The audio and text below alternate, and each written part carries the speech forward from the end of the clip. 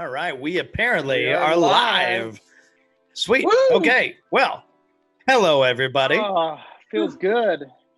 It's Thursday. It's 3 p.m. Mountain Standard Time, and we've got a special guest with us this time. Superfan Luke Berge. Yeah. Long time. That guy right there. Yeah. What's up, buddy?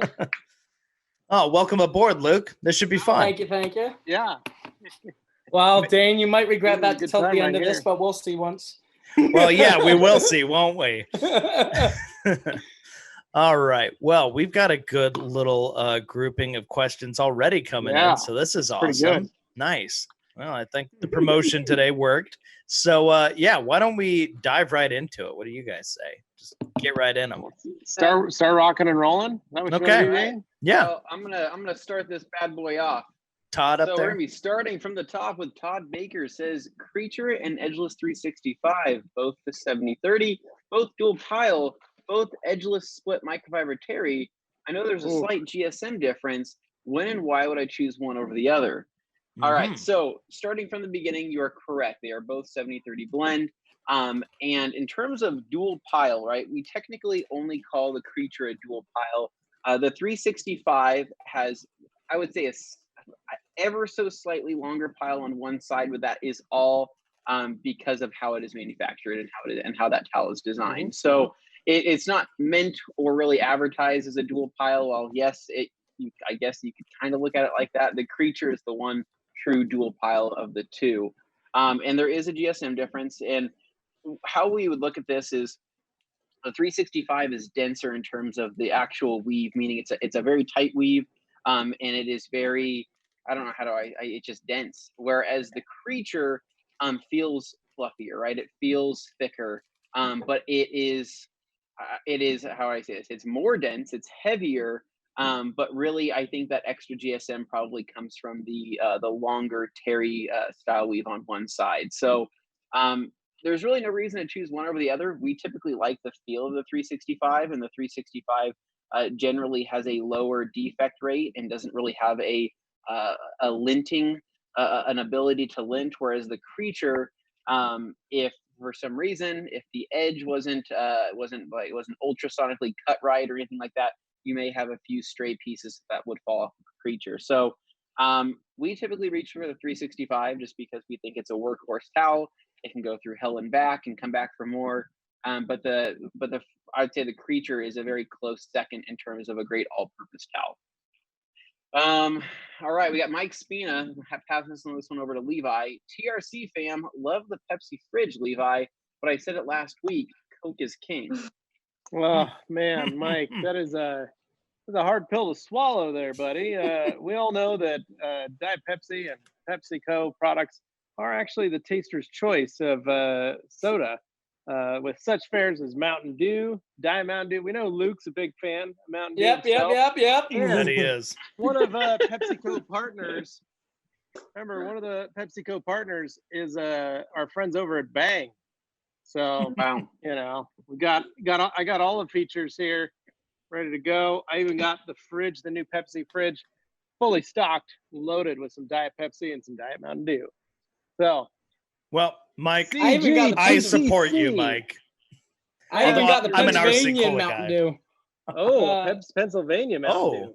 Right. I didn't know that was a thing until I went to grab it earlier. I'm like, well, apparently that's a thing. Impressive. Nice. All right, moving so down, we have CGTTC4 is Carissa, and she says, for the people that wanted a lid for the IK sprayer bottle, a number 34 cork stopper works until they start making lids. So you heard it here first, guys. There we go. A number 34 cork stopper. So good call. Knock one of those out and get those. She said, thanks for the sale and the quick shipping. You're welcome, Carissa. Car detailing by Pat Inc. My wife Tracy is officially hooked on the podcast. She loves them. Some swag is low in stock. Is there any more coming soon? Yes, Pat. So I did just today place a reorder of all of our swag. So we will have hoodies in stock. We'll have some more sizes of t-shirts available. We've got a re-up on, I think we only had like one of the gray, charcoal gray TRC hats, flat bill hats. And then we've got, so I reordered those. And then the MOS hat that Anthony is wearing, the Master of Shine, that one is also getting a reorder. So, but everything else is fully stocked. So yeah, go on in there and pick some stuff out. So yeah, but we should have those still in the waiting. store probably in about 3 weeks. So moving I've down. still been trying to get my hoodie, but I still every time I go, you're sold out. So I know. Well, I've got a couple coming, so you'll be stoked, Luke. So all right, moving down. We gotta keep going. Hans Closen says, "Yay! Get the snacks ready." Dan Pfeiffer says, "Good afternoon and word up from cloudy Minneapolis, the land of low-mile blue Civic SIs." Well, Dan, send some my way. I'll take all of them. I don't have a whole lot of money, but I am willing to trade a red Civic and possibly a few dogs. And we have a Spirit 000 says, "I hope TRC continues the holiday stickers. I think it's a lot of fun. There will be more to come, so stay tuned. The next major holiday, I'd say look forward to the 4th of July. We'll have something really cool for that." The Master of Shine, the one and only Levi Gates of the Rag Company, 40 years old, standing at 5'10", weighing in at 180, 90. Ooh, very nice. Thank you. Is it 190? Very Okay, we'll just say 190 pounds. Father to 2 beautiful kids and an amazing wife is here saying, "Who's ready?" I'm father to an amazing wife. Very proud of that. No, you're father to 2 kids and an amazing wife. You missed that part. Okay. We have fish sticks. Yep. Delicious fish sticks. What is the best way to clean the fabric mesh type pop-up wind deflectors on vehicles? It's a bug magnet. So he's talking about the sunroof wind deflector that pops up. Some of those are actually fabric now instead of metal. That's gross. Bugs love that. Man, short of sticking a towel behind it and another towel on the other side and just scrubbing back and forth and maybe get a vacuum, try and clean as much as you can. That's really it, man. That's really it. So G Davis is in the house saying he is ready. Richard Wakefield, my favorite part of the week since this whole coronavirus started. Take a nap an hour before and wake up for the Q&A. Nice. Great idea, Richard. Glad to have you here and rested, ready to rock and roll. Riley asks, "Hey, TRC crew, it's been a while. Hope everyone is doing well. Dr. ColorChip kit arrived today, and I'm going to rewatch the video with Dane's Volvo. Any additional tips for a first-time user?" Anthony, as recently featured as one of the Dr. ColorChip ambassadors on their company-wide email that they sent out, what would be your, are there any insights you would like to give? Yeah, thanks, Levi. Thanks for having me on here. I'm happy to talk about some tips and tricks for Dr. ColorChip. So the system is actually pretty damn good, but I can see how a lot of people can get frustrated with it, right when they start out. And so my biggest tip would be to, how do I say this? Learn to level, layers of paint, right? Because basically you're never going to have like a perfect fill the first time you try to fill a chip. It's just not going to happen. What's going to happen is you're going to put the paint next to the chip. You're going to rub it in. You're going to take your Seal-Ax solution with your little towel and it's going to come right out. Don't get discouraged, right? Basically what that means is you need to either let the paint sit for a little bit longer. You need to go lighter on the towel, go lighter on the solution. But what I typically do to get the best look possible is I'll do it in multiple layers, right? So you have plenty of paint, and you'll have plenty of sealant on there. So basically clean your chip out with isopropyl alcohol. If you have any type of rust within that chip, I'll usually grab like a mechanical pencil, wrap some type of sandpaper around the tip, usually like a 2000 grit of some sort, and kind of just scrub inside that chip to remove that rust. Clean that out again with isopropyl alcohol, and then that's when I start laying down my first bit of paint. And there's a couple different ways to do it. You can put the paint directly in with a little micro brush, or you can rub it in with your finger, let it sit, wipe it down with the solution, try to level it out, and then take a look at it. Is it good? Is it bad? Does it need more? I would just count on, going over each chip at least once, twice, 3 times, just to try to get your perfect finish. I mean, you can you can stack that paint, you can layer that paint a lot. And it's one of those, it's a very good little paint that it comes with. And so do that, try to get it as level as possible. There's no need to sand, there's no need to do anything like that. The idea behind rock chip repair is to make it look better, right? It's not to fix it completely, it's to avoid having to get a respray or avoid having to do things like that. And so where I typically have the biggest amount of lenience when I'm doing it, and where I'm not as OCD in particular, is when I'm fixing like road rash or sand rash, because it already looks crappy. So the idea is just to make it look less crappy, however that may be. And so on Dane's Volvo, he had an area of sand rash to where I was literally just applying paint directly to the bumper out of the little squeezer, and then just rubbing it in with my hand. And after I rubbed it in my hand, I leveled it out and I called it good.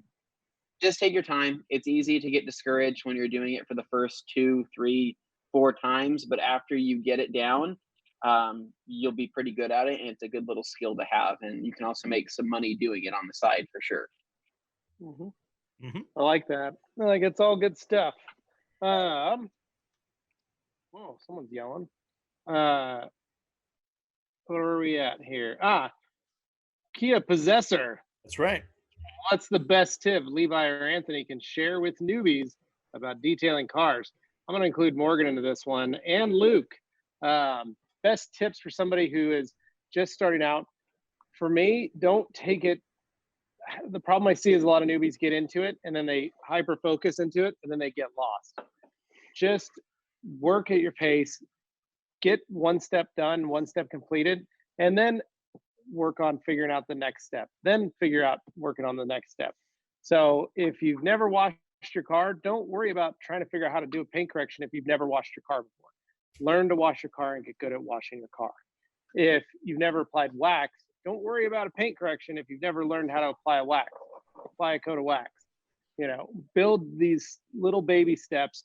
The key is just that you're taking care of your car. That's all. Very simple, very easy to do. So you guys, what do you got? Who wants to go? Luke, Anthony, Morgan? Let's get Luke in here. Luke, yeah. What do you have for some tips? I mean, the first tip would obviously be the most important, is you have to have lacquer thinner on hand. Maybe that's not quite the first good tip. But yeah, good tip though. I do use lacquer thinner in quite literally almost every detail. I was detailing a truck today. As you can actually see on my story, I did one little post there. And I ran out of lacquer thinner. So I had to improvise without it, which I have not done in quite some time, because I have been using weird, right? On like every detail. But semi like what you said, Levi, if you don't know how to properly wash your car first and that type of thing, I would mainly try to focus on that type of thing before getting too far in. Because, I mean, you can buy the most expensive sealant or wax or whatever, but if you don't realize not to wash your car with Dawn dish soap, well, it might not go so well, because if you're just putting a regular carnauba wax on there, the dish soap's most likely going to take it off immediately. So that type of thing. And yeah, I mean, for me, I kind of struggled, because when I got started, I kind of went jumping all in, because, I mean, well, you get excited. Yeah. Exactly. And the first order of towels I made, I was using Kirkland towels. First order of towels I made from you was an entire case of 365s. That was a good the choice. First order I made from That is you, a good, an entire case. Choice. I love them. I mean, I'm still using them multiple years later. I'm not even sure where I'm at this point. But yeah, don't get too far ahead of yourself. Start with the basics and then work your way up, because I spent a lot of money. And if you can do it, you might want to run in the other direction, because like my last order here about a week and a half ago from Detailed Image, that was around a $700 order. Yeah, buddy. And yeah, so if you can run in the other direction before you get addicted, but if you get addicted, obviously just go with it. Exactly. Let it happen. Full send. Yeah. Full send. There we go. Don't fight it. Don't fight it. Just let it happen. Morgan. I would say Okay, because my biggest problem that I figured out was that I'm a perfectionist, and so I was like trying to make sure that everything was perfect with every single car that I ever did, and you'll never get there, like, unless you literally are replacing everything. So don't get caught up in like trying to make everything perfect and trying to get every last thing like out of the interior, and just do the best you can, and then eventually you'll get to a point where your skills keep building on each other, and then it'll just take off. Truth. Good advice. I like it. Okay, Anthony. I would say try to not get caught up in too many sources of information, right? I think that there's a lot of information out there, and I think a lot of people get kind of hung up on what's right and what's wrong. And I think that there's so many right ways to clean a car. There's a lot of wrong ways as well. But like go to a good source, you know, whether it's you know, us here at the Rag Company, or you know, or finding somebody that you like to watch, right? I mean, it could be Larry over at Ammo NYC, right? Somewhere where you know it's good information, and kind of stick and run with it. You know, once you start, you know, learning more, you can start asking questions, and you can start venturing into different products. You can start doing things like that. But I think that the biggest mistake people make is they start getting into it and they start taking in all this conflicting information, and then they get confused, right? Or maybe they start making some mistakes and they start taking overwhelmed. Some information from the wrong people, right? There's, you know, I would say a big thing that people get caught up in is, you know, how to do things for cheap, right? How to do things for super cheap. And I think that that's not always the best way to look at it, right? I mean, anybody can go and get LA's awesome cleaner and start cleaning with it and start doing interiors with it, but it's not necessarily the right thing or what's best for your vehicle. So Purple power, I think, all the things. Yeah, I'd say there's certain cases where some of that stuff is true, and there's a lot of cases where that stuff is wrong. And so just kind of know where you're getting your information from, and try to find a good trusted source. And if it sounds like snake oil, it probably is snake oil. And if it sounds like a guy just trying to get views, it could be a guy trying to get views. But that would be my advice. So I think also it's good to say that if you are following people, the big thing is to just remember the detail industry. One of the great things about the detail industry itself is we are all here to help each other. Any of the big companies, any of the main companies that you talk to are there to help you. Any of the supply companies that are, like Detailed Image, like Detailer's Domain, like those places, you can call them and they can help you figure out things or problems or issues. Detailed Image is a great online tool that allows you to learn stuff. And the key is ask for help. If you need it, ask for it. Don't think that the industry is out there to help stifle, is going to try and hold you back or stop you from achieving. That's not what we're here for. We're all here just to help each other. So, which is also why you're watching the Q&A, right? That's the idea, well anyway. Said, Levi. Good job. And I'll answer. Well, I didn't mean to cut you off there, Sorry. Anthony. Well, getting into it.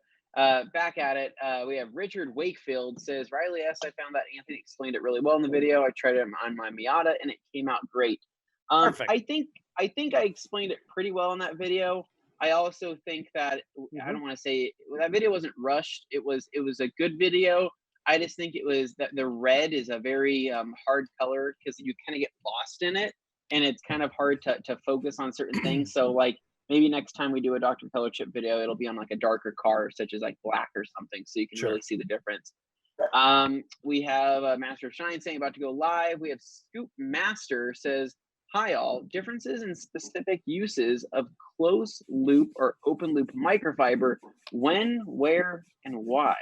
Levi Gates. Oh, thanks, man. So that's Hector in Puerto Rico, and that's Watson barking. So difference in specific use of closed loop or open loop. Basically what you're looking at is that like your Terry weaves are a closed loop microfiber. Your Eagle Edgeless and Minks and things like that are a open loop microfiber, meaning that the loop is cut open. So on top of that, which gives it a very plush feel. Really, it's all in preference for some folks. We find that an open loop is much better at dusting, so dust removal, washing, particulate removal, because of the openness of the fibers tend to almost be like I mean, not in a weird way, but they can pull particulates up into themselves, where we found that closed loop stuff are great for drying, removing compounds, polishes, waxes, things like that, because of the fiber is able to kind of work a little more on that surface. So you're going to get a little more bite, as we call it.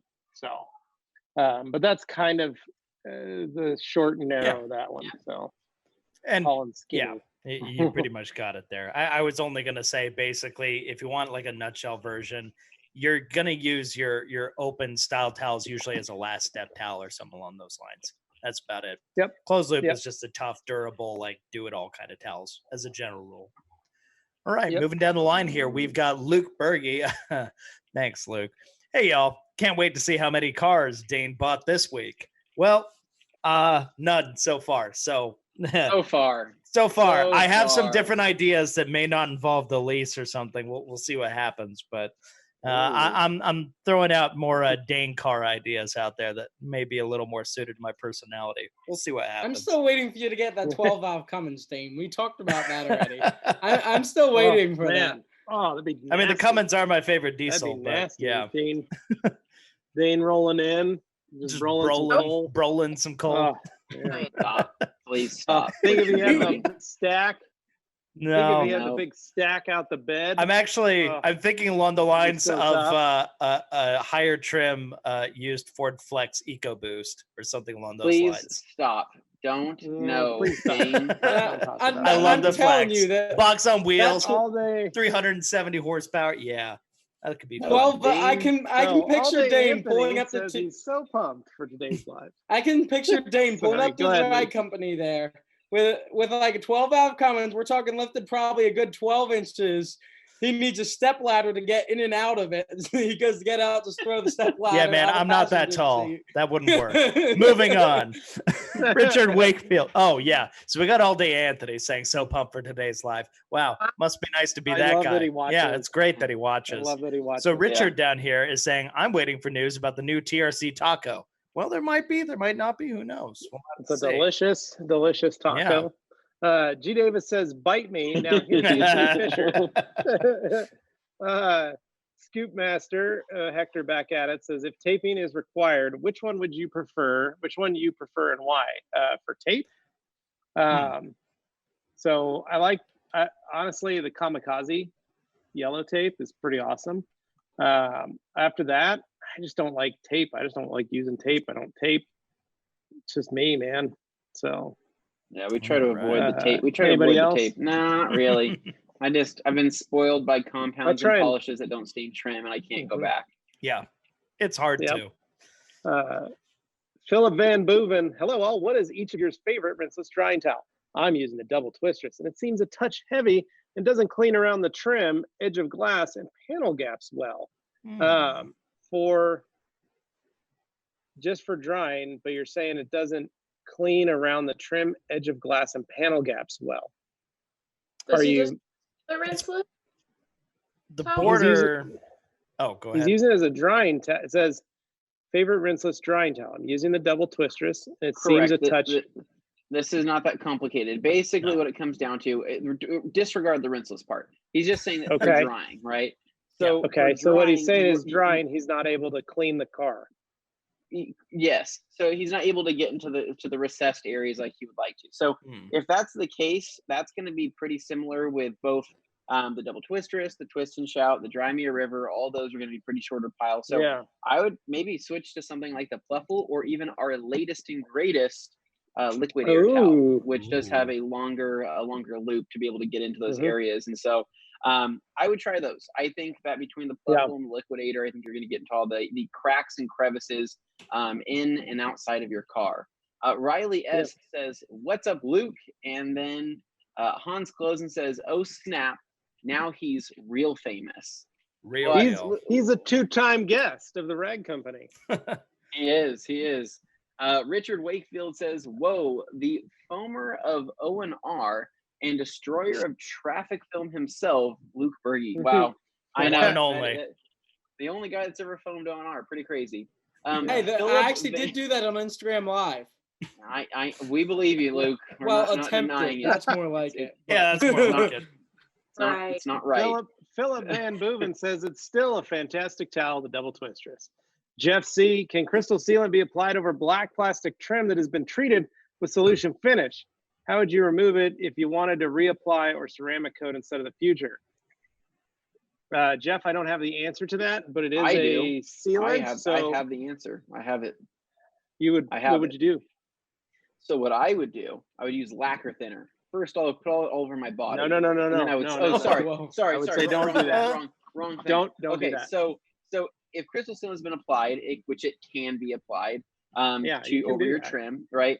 I would say if you were really hung up on it and wanted to remove it, you could just take a little bit of hyper polish, because hyper polish does not stain trim, and you can just take that by hand and go over that area and then recoat that if you really wanted to. But I would say coat over it if you really want to get finicky about it. You're not going to see it's not building a candy shell over the plastic.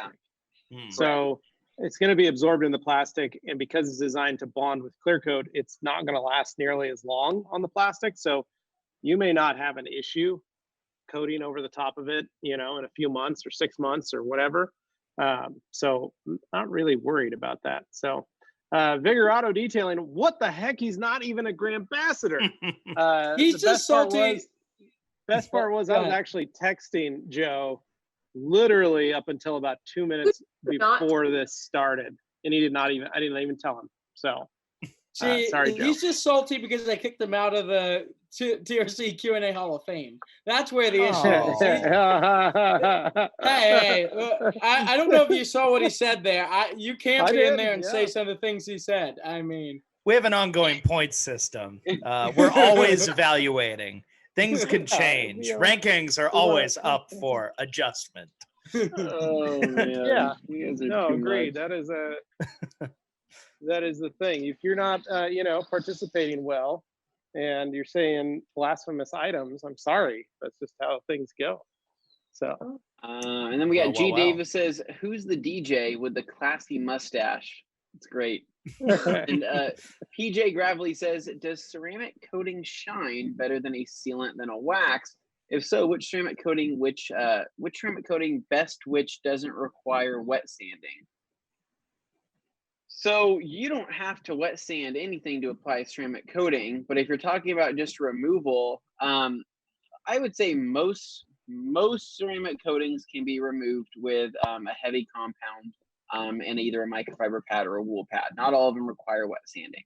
I would say in terms of what shines best, I don't know. I think that certain waxes, supply some of the best gloss I've seen, but I also think that there's pretty amazing sealants out there. I think there's amazing coatings. I think it really comes down to user preference. If you're worried about maybe not liking the look of the ceramic coating, don't overthink it. You can compound it out, polish it out, or just run it. I mean, there's no, I don't know. People overthink this all the time because I've been down this rabbit hole before, and don't overthink it. Just pick one, whatever you decide to do. If you like the therapeutic aspect of wax or a sealant, stick with it. If you want the ease of use of a coating for cleaning and everything else, go with a coating. But there's plenty of amazing toppers out there that can go on top of coatings or waxes or sealants to add more gloss if needed. Mm-hmm. Hans Closen says, who's the guy in the middle between Dane and Anthony, aka the new middleman? Well, he's been in the middle, and he will be over at Dane's house later this evening. Luke Berge says, I brought some stuff for the second half. G. Davis says chickens, and Hans Close. We're in the first half right now. We got to stick to the first half jokes. Yes, it's probably Mountain Dew, and we have G. Davis says this is actually pretty good. Luke Berge live from Abe Lincoln's boyhood bedroom. It's that 4-poster bed in the back there. Sounds about right.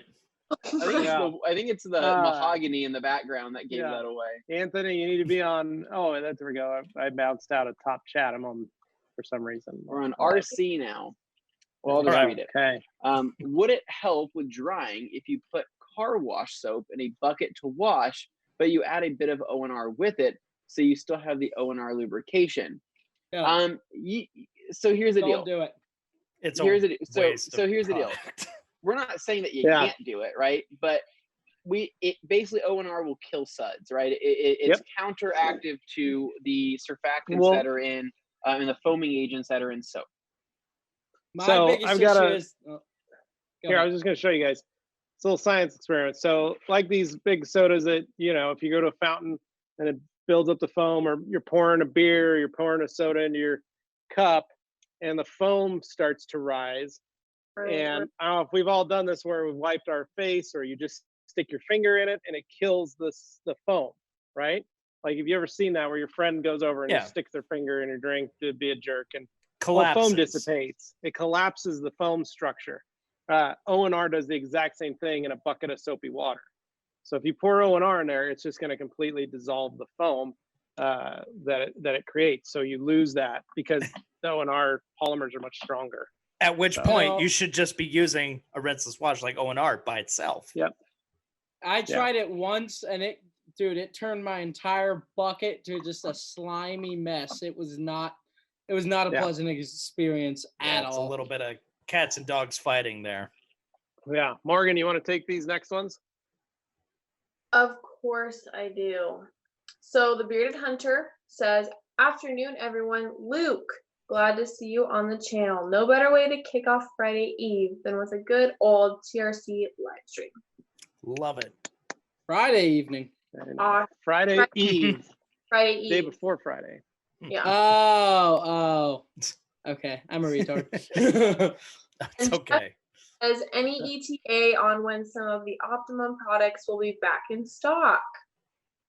Well, we are getting we have been getting orders. So like we got a massive PNS order arrived today on the truck. Just along with all the COVID-19 stuff, shipping has been slow for a lot of folks. It's starting to get better. But what is now kind of being affected is the larger trucking shipping. So large pallets of stuff are having a little harder issue getting place to place because there are still so many companies restocking stuff that are coming in. So as the Optimum stuff, we placed an order last week. So we're hoping we should have something this week. But again, you got to remember, all these companies have been trying to fulfill orders as they've been going. So everybody's a little behind. We've been playing catch up with the rag company this last week and a half.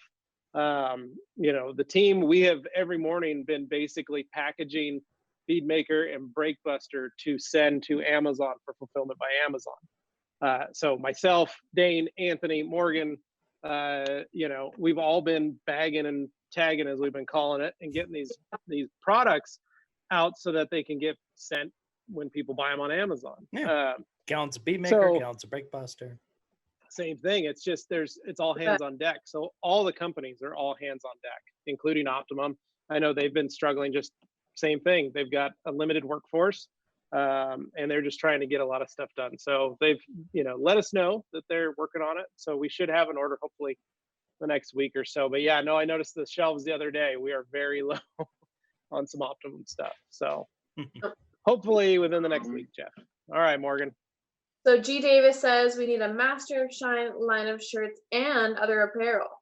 Oh, I agree. I think one thing we talked about today before the podcast or the live here was a line of Master of Shine writing solution packages, which include a pen, and that's about it. That's it. So, yep, it's a great pen. I handed out some prototypes to some of the team members on what we could be using for that. So G, you're right. You're thinking like I am, already looking into that kind of stuff. Maybe a line of socks, Master of Shine socks would be a good option as well. So like a Viking style sock. Yeah. Oh yeah. Very nice. Moving along. All right. So we have Riley S. I was gonna have Morgan read those for a while. Oh yeah. Sorry, Morgan. Let's go ahead and have you do it. Sorry. If everyone that you can read, that's fine. Said, is there a way to get custom color rag company shirts like red, yellow, or green? Asking for a friend. Custom color TRC shirts. Well, so we had some custom prints done individually. So usually if you see us wearing random colored shirts, like you've seen, you know, on the old East Coast vlog, I had an Army Green Rag Company shirt. Augie has a Rag Company Army Green. Dane's got a red one, espresso brown, or the and espresso a red one. too. Yeah. Yeah. Anthony's got a couple different shirts that are different colors.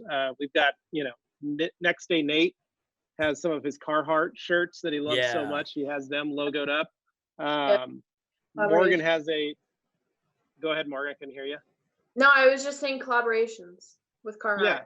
Yeah, we have lots of. It's a Carhartt collab. Basically, when I place an order for our merchandise, I usually try and do what we call test colorways, and we pick some items that we think would look good, and we have them made. And we just have them order a shirt because they're already going to run a batch of screens, you know, to print that. So we just have them throw in this colored shirt or this colored shirt or whatever. And then we get them. Sometimes we get them and we put them on and we're like, oh my gosh, that is not flattering on 3 of our body types. We have other times where we put them on and we're like, man, that's a really good looking shirt, which is the case for the new Royal Blue Classic logo. We made a couple of those. Everybody really liked it. Got great reviews, and so that was a reason we decided to bring that on. So that's why we do those color shirts. I would say, you know, you never know, maybe we will bring out some sneaky different colors coming up, but we're always looking to see what we could bring to the market for folks. We do have a new design that we are working on that's been kind of put on the back burner for a little bit, but it's going to be a new TRC shirt design similar to the whiskey. It's a new version of the logo, so I think everybody will be really excited to see that. So Next Day Nate's been working on it. So that is going to be our next shirt that we're going to try and get hopefully ready by summertime, so that people can see that. It's like a week. Huh? It is summertime in like a week. It's literally no, Morgan. First day of summer is June 21st. So okay. Yeah, so we got like 3 weeks still. Honestly, I'm this is counting all of June. I don't think we'll have like a tie-dye version where we do some tie-dye version. I did some tie-dyes. Jeff Hennen and myself each have a tie-dyed Rag Company shirt. Oh wow, they do. All right, back to detailing. Go. Okay, Dane. So LT1 Alex says, "Hey guys, I recently got a new blazer and it has leather seats." Oh, okay, a blazer. I was thinking like new blazer. That's nice. It's never had leather seats before. Any recommendations to keep the leather clean to protect it? Thank you. Grab yourself a new leather kit from our friends at ColorLock. You will love it. It's got it comes with a mild cleaner as well as leather shield, which is designed for new leather. And it is basically like a very strong paint sealant for your leather seats. So because your leather is pigmented, it's painted leather, it means that from the factory, the leather has paint on it, and then it has a clear coat on top of that. So our goal is to protect the clear coat when you do that. So check out ColorLock's new leather kit. So new leather care kit. You can pick it up on Amazon. You can pick it up from Detailed Image or Detailer's Domain.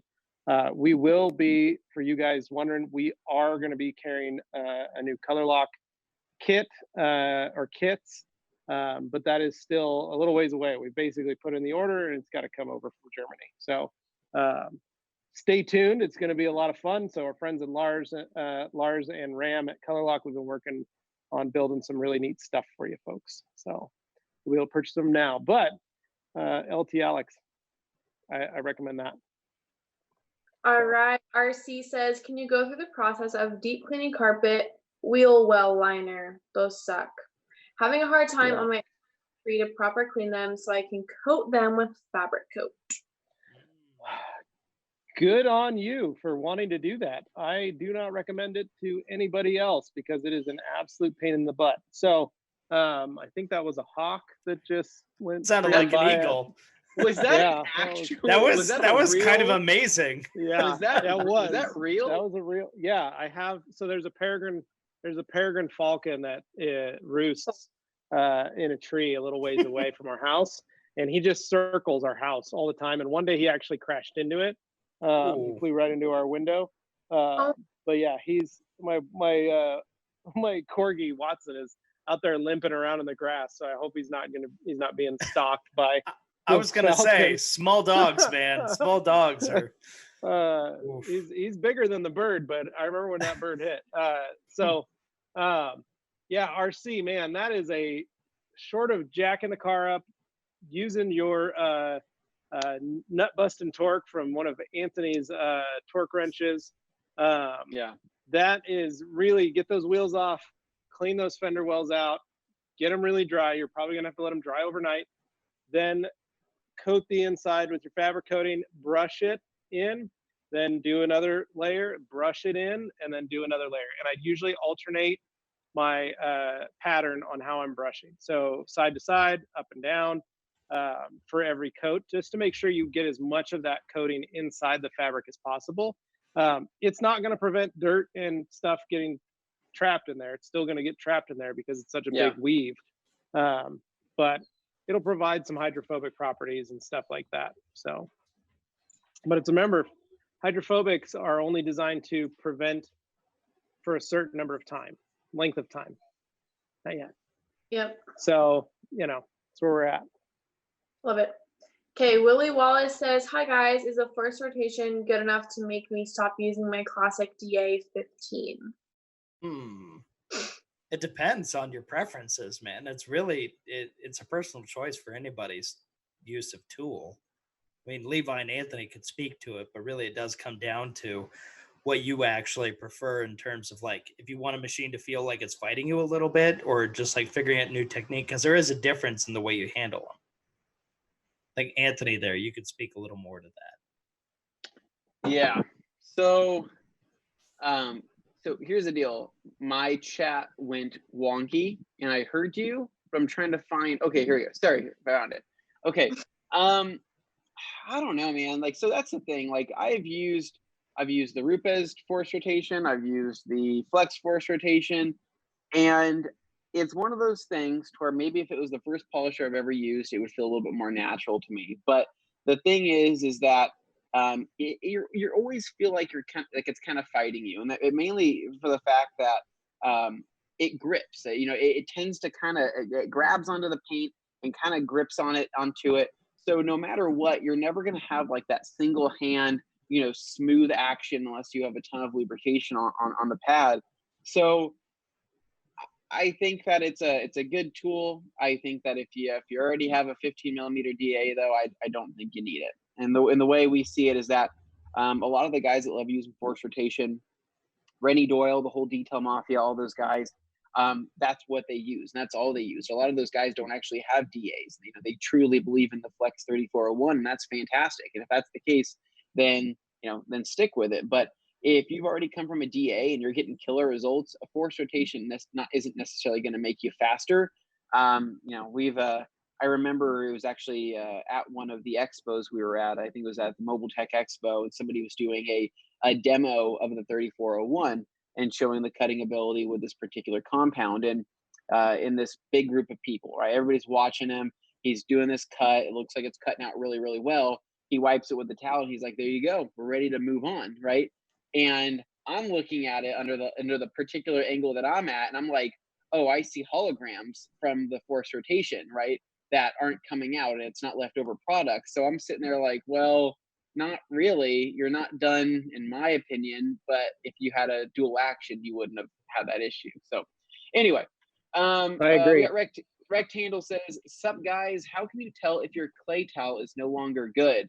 If it's disintegrating, if it is, if it's not doing the job it used to, I would try your best to clean it. If you have the ultra clay towel, try to clean out with some power clean, scrub it on itself, rinse it out, let it dry, and see if it's good to go. So I would, look at it. If it looks absolutely hammered, then get a new one. If it still looks like it's got some life left, then keep using it. G. Davis says, will a clay bar work on overspray on a plastic hood wind deflector? Yeah. Yes. Yeah. Try it out. Yeah, it's just it'll mar. You'll get some marring on it. That wipes off usually with paint prep, not the marring, but the leftover pieces of clay that'll get stuck on there. And then you can just take a little 3-inch polisher and polish out that plastic. Yeah. Yep. Hans Closen says, Luke is a baller, ordering full cases of towels. Must be nice to be famous and rich. Hans, it's actually rich and famous. So, you know, over there in the Netherlands, I know that words get kind of backwards, but it is rich and famous, not famous and rich. And that's just a small little thing. Rectandle says, is there wholesale on the new towel? Thinking about picking up a case. Yes, there should be wholesale on the Liquidator. Hans Closen from G. Davis says, Caucasian, please. I think he means like that's how he needs to speak. Yes. Luke Berge says, when you got your famous 2 video posted on your channel, situation like me, you'll understand. And then Philip Van Boeven says, how chemically resistant is the Wowo's sprayers? My Wowo's tar sprayer died after the first 15 pulls of the trigger over a 3-day period. Love the sprayer feel design. Keep up the good work. So Philip, the that's tar surprising. and glue remover actually has a sprayer that's designed for that level of chemical. Yeah. So if it failed, that's kind of news to us. We haven't had one fail here yet. No. So you might want to try to run some hot water through the sprayer. You might want to see if there's anything broken on it. They typically hold up to some good abuse, but that one specifically, I am kind of surprised. If it was the other sprayer, I totally understand, but that one was actually designed for heavier chemicals. So try to clean it out. Let us know if that works and get back to us. Delphine Bez says, hi there. I will be changing my Pirelli front tires for Michelin Pilot Sports. Ooh, good choice. The 2-year-old rear tires are still okay. Was wondering about my driver sensations with 2 different sets, also visually. Well, that's Dane, as someone who runs mismatched tires, why don't you speak to that? So it's going to sound obvious, but to some people it's not. Is your car all-wheel drive or is it 2-wheel drive? And if it is 2-wheel drive, which wheels are the driven wheels? That's going to make a little bit of a difference.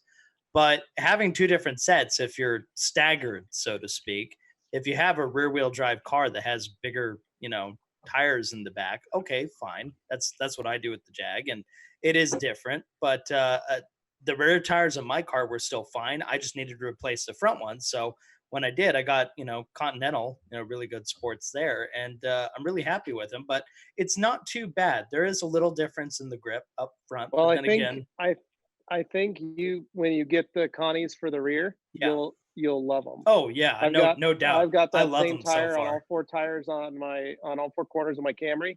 And I really like the feel of those tires. I'm really impressed so far with the wet performance that they have, because over the rain we had the last few days, could have easily, kind of understeered on some of the corners, like up through Hidden Springs and stuff. Didn't have any issues going up and down the hills in soaking wet situation. But yeah, Anthony, go ahead. And that's why Dane has a truck. Yep. In case it's in heavy water. But yeah, Delphine, I don't think you'll notice as much, but when you do have a set of 4 tires that are matched, that's when it'll make the most difference. You'll definitely notice. Like right now, you probably won't. You'll just notice that it drives better with newer tires and wherever you're putting them. But once you get a match set, then you'll feel that difference a little better. Yeah, but if your car's all-wheel drive, right? If it's all-wheel drive, you got to have all 4. You got to have the Anthony, same. You put those new Nitro or Nitos on your Civic. Nitro. Yeah, I put some new Nitos on. Yeah. But I mean, I'll typically always go all 4 unless there's like some type of catastrophe. If I pop a tire, if there's like it's an irreplaceable tire, then I'll always do 2 at a time. But if it was like, for example, on an all-wheel drive car, if I had, let's just say 20,000 miles on this set, and then one of the tires popped or whatever it was, or whatever may have happened, I wouldn't mess around. I would just replace all of them. It's like, because it's always in your head at that point that you have one mismatched tire And slowly but surely that could start affecting, the drivetrain if one side is gripping more than the other. And, there's some other problems that can kind of occur with that. So Hans Closen says, great tip for starters is take your time or ask someone in your area to give you pointers or hands-on help. Great point there, Hans. Rick Hygiene says, hey folks, I'm starting a valeting home. Dane, what is it? Is it Dane, why don't you answer that one for us? Dane, please just explain the story first, because I was so proud. I thought I knew the word, and then any rate. So, so to give you an idea, it actually trails back to last year when me, Dane, and Levi landed in the UK getting ready for wax stock. We had just come off the train, I believe is what we had come off. We got on a plane, then we got on a train. We had just landed in Lincolnshire, home of Jim White, of White Details. And we were headed to go have dinner with Jim himself. Yeah. And we got into a taxi, and a very UK style taxi for sure. And we get in there, and of course the nice gentleman up front was asking us, what us folks were doing there and why we were visiting. So we had kind of explained that we were going to a big expo for detailing, and it was kind of a small pause. And then Dane from the back says, I believe you call them valeters. And like with all the confidence in the world, he's like, because I found if I say something like kind of half-assed, people just don't acknowledge it or whatever. You have to be assertive. So I was like, valeting, I've heard it a million times in like all Jim's videos and forensic and all that stuff. I've seen it written down, but I've never heard someone actually say it out loud. I've just seen it written. So I assumed it was valeters, the way we have valet parking. It's spelled exactly the same. So I thought valeters, they are valeting the cars. I was like, they just mean something different, but they use the same term, is what I thought. Yeah, but Dane was holding his backpack. Hold on, Dane was holding his backpack, and he was sitting in between Anthony and I, and he's like, I believe you call it the layers. And somebody gets on my case for being a douche about it. The point was there was a long pause, and I thought he didn't understand what we were talking about. So I was just trying to help and clarify, because that's what I do on the podcast, where people are like, Dane, you don't have to chip in every 5 seconds and like color commentary what people just said. I understand what they said. No, sorry, that's like my thing. Sorry, I got to do it. But the point is, I did it there, and it did not fly. So hold on. I think instead of it saying, I believe you call them valeters, I think he said, I believe in your country you call them valeters. I think it was in your country. You did say that.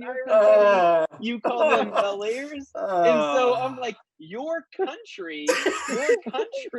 What the hell is that supposed to mean, Dane? Nothing. So I was just trying to be proper. So if you thought the pause was long when we told him we were going to a detailers convention, the pause after Dane said, I believe in your country you call them valeters, it was the longest pause I've ever heard in my life. And he just stared at us in the rear view, and then I said, valeters. And he goes, oh, yeah, right. Oh, okay, yeah. It's like, and I just look over at Levi like, I just want to stab you right now. Yeah, it was so great. Anthony and I were crying. We had tears in our eyes. We were laughing so hard. I'm sure somebody from the UK will appreciate this embarrassing moment. But you have to remember, we were running on maybe 3 hours of sleep. Oh, yeah, we had no sleep. We had been up for like 36 hours. We were, we were on fumes. It was fantastic. So, yeah. So all right. So reading it again. So he says, "Hey folks, I'm starting a valeting business on the cheap using OPT products for exterior cleaning. How do I deal with dried out big bird poop, days or weeks old? I hope to spend 20 minutes on a car. Pre-soak them. Use APC. Use a bug scrubber. Typically, if they're baked on there and they're stuck on there, grab yourself a bunch of just extra terry towels or whatever you have. Maybe some Jersey bug scrubbers. Or some Jersey bug scrubbers. But what I'll typically do, like on my motorcycles, is I soak the bird droppings, right? Or the bug guts. If they're stuck on there, I'll dunk a towel in O&R, set it on that area, and then start everywhere else on the car. And by the time I get to that area, I just lift those damp towels or soaked towels, and that stuff comes right off. So that's a way to be really efficient with it. So try that out and let us know how that goes. Oh man, right. Sorry. Okay, and then we have Brian says, "Who's the hot chick?" And without any hesitation, Tonzor says his name's Luke. And G Davis. And G Davis. Yeah. Holy Same smokes. time. Yeah. And then Fish Sticks is Dane single? Swoon. Hey, well, and this then man's taken. Brian laughing face. And Junis, hello, I'm from Finland, and I would like to know your guys' recommendations on the detailer starter kit, microfiber tools, and chemicals. Well, Junis, we have a lot of great products at the Rag Company. You can look up some of our kits. We have a kit section at theragcompany.com. And most of those products in those kits, you can purchase from the Rag Company Europe at ragcompany.shop.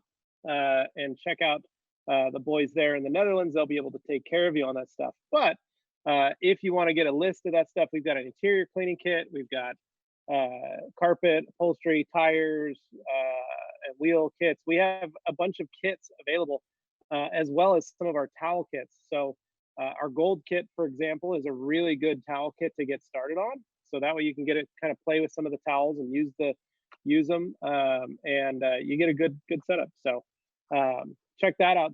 Just go to kits on the Rag Company website, and you can at least get an idea of what products, and then purchase those products from ragcompany.shop for Finland. So Mad Wax says, "I love you, Morgan." Oh. Tonzors, Jinx, G Davis owes me a Pepsi.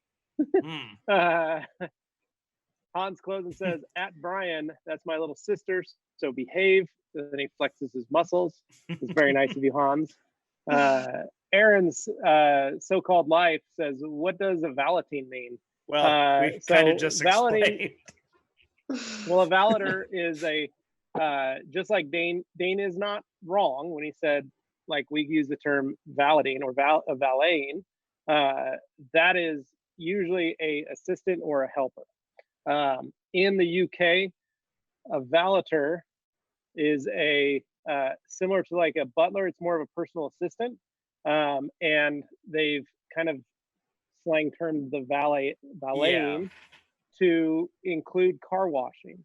So there are valeters, valeters, as I've since learned. Yeah, so there are valeters that are basically car washers. They will come to your house, clean your car, wash it, do all the stuff, vacuum it, clean it all up for you, and you don't have to go anywhere. Then there are detailers. So they kind of use the term as like a valeter is going to clean and wash your car. A detailer is going to deep clean and do paint correction and stuff. So that's kind of what it means over in the UK. So that's kind of the separation for that. Brian says he'll be respectful. He's done. Kissy face, lol. Hans says it's a term used in England. You're right, Hans. That's just what I mean. So it's basically a version of car washer. G Davis, Brian, aka Bait Addict. Richard Wakefield, I see All Day Anthony has joined us watching this live stream. His channel's been doing pretty well lately. Do you know anything about his YouTube subscriber solution package? Ooh. I don't know. I think we could all learn something from him, hopefully. Yeah. So he ever graces us with his presence. His solution package is to go to Master of Shine and hit subscribe. The Master of Shine YouTube channel, and then hit the subscribe button. I think that's what starting it is. Point. G Davis says deal to Tonzors. And then Hans Closen says, Brian, Bait Addict, all the same. And Brian says, what? He's very confused. And then Rick says valeting means cleaning the car on location, I believe. So a valeter is coming to your, just like I said, a mobile car washer. Andy Shower Pie from Scotland in the UK, looking at the drying smitten. What's best side for cleaning the glass, then buff residue off? The twist side. The twist side, yeah. Yeah. Or get the glass mitten. Then you can clean glass with it. So, all right, Emil. When washing, Emil. When O&R, is it better to use the big red sponge than any other wash medium? Anthony. No. Well, I mean, if you would like to use the big red sponge, have at it. Go for it. the Big Red Sponge is great and has obviously proven itself over the last 4 years since it's been out. But that's not all you can use. I mean, so we did a live the other day where we actually used Eagle 350s, and so we used towels as our wash media. And I personally like towels. I'm a big fan of using towels. It could be because I work for a towel company and I have lots of them. But I feel like O&R glides really, really well. I'm not getting any friction points or anything like that. The difference is that, with O&R and a Big Red Sponge, you are applying O&R to the surface, right? You're basically not really putting any pressure. You're simply just getting the product on the surface and then drying it off. Whereas with a towel, I feel like you can agitate things a little bit more. I feel like you have a little bit more confidence in the pile of the towel that you're using, and it feels just to be more delicate in my personal opinion. So it's up to you. Tim, our battery's running low on the PC, so you might want to get that plugged in. And I think that it's just kind of preference at that point. But I do know of a new sponge eventually coming to the market, which is pretty exciting. So something to kind of keep a lookout. But I would say use some towels, use a chenille mitt, use a Big Red Sponge, whatever works best for you. Recthandle says Brian is actually the paint corrector. Oh my gosh, it could be it. G Davis is laughing at Recthandle. And then we have Brian says, okay, so everything I've heard, sealants should be used before turning to wax. Now, Bead Maker is a sealant, correct? So why is it not recommended to use Bead Maker before wax? And what combo is your favorite? So Brian, in a nutshell, you can use Bead Maker before wax if you want to. You can use Bead Maker after wax if you want to. In our experience, we've just found that Bead Maker tends to stick to a lot of things. And Bead Maker is not a long-term sealant, right? So typically the longest lifespan that most people get out of Bead Maker is roughly 3 months. The shortest being about a month. It just depends on your prep and depends on what you do. But because Bead Maker is so cost efficient and fun and easy to use, people just put it on everything. They put that stuff on literally everything. So I would say that my favorite combo that I like to use in combination with Bead Maker, I like OptiSeal and then topped with Bead Maker. I know some people have used Colonite and then they top it with Bead Maker. Crystal Sealant topped with Bead Maker is great. You can go to town. Don't overthink it. Just use Bead Maker and have fun with it. Robbie Shaw says, any advice on detailing a heavy smoker's car? Morgan. Why? Why me? I've never before. Morgan, so what did you use the other day? We use an ozone machine. It was very cool. So is that something you'd recommend for a heavy smoker's car? That is something I would recommend for a heavy smoker's car. Yes. So what would be the first thing though that we'd use prior to the ozone machine? What would make sure to remove everything? What would you do prior to using that?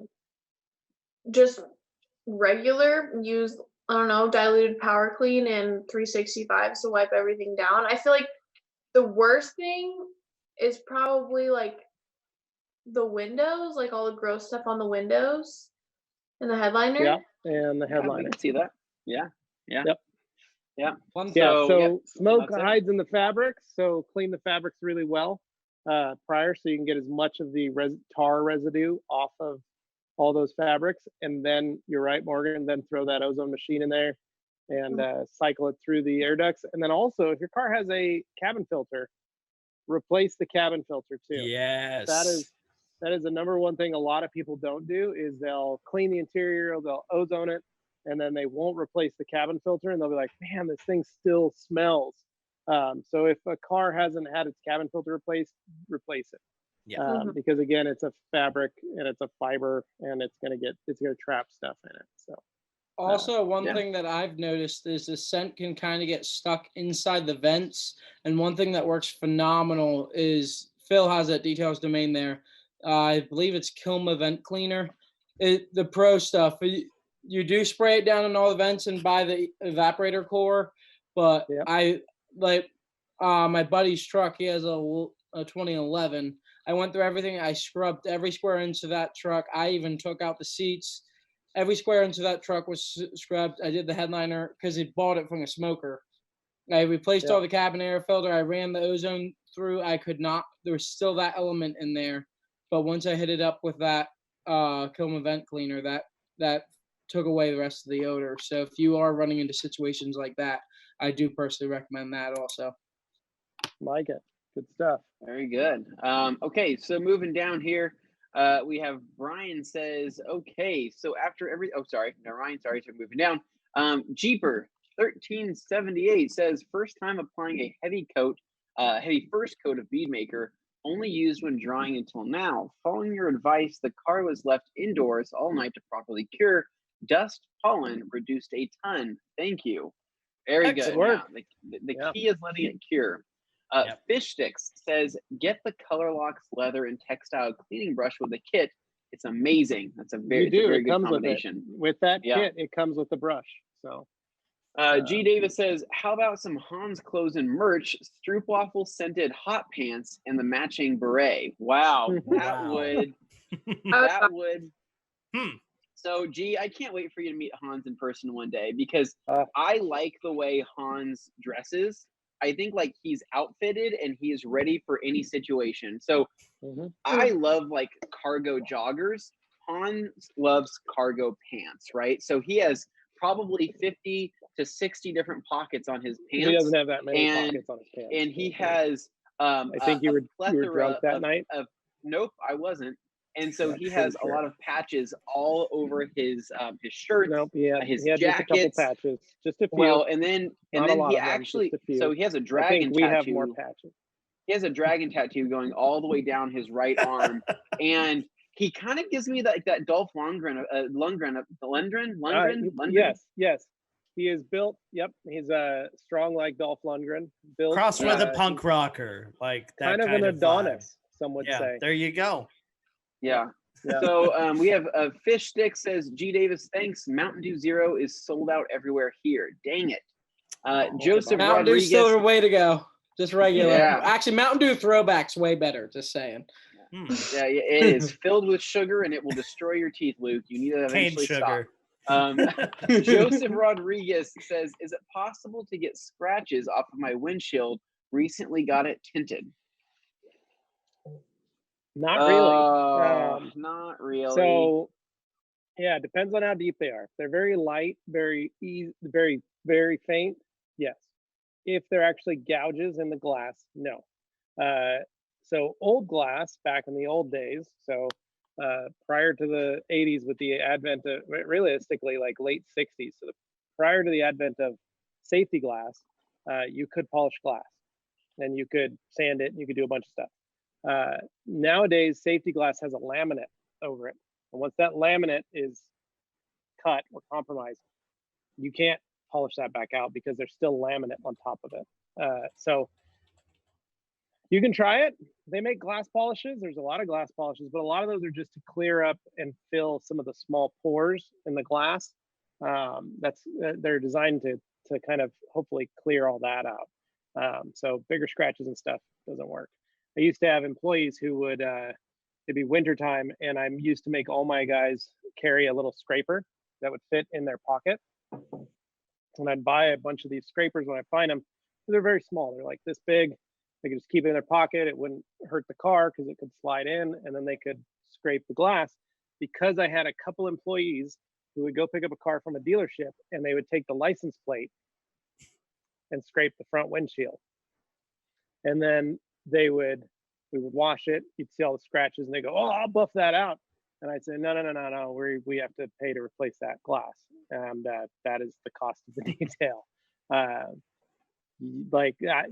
It's anything will scratch it, and it's a faintest scratch, and they would sit there and buff and try and get as much as they could out, and couldn't get it. So no, sorry, man. Good luck. It's better to just replace the windshield.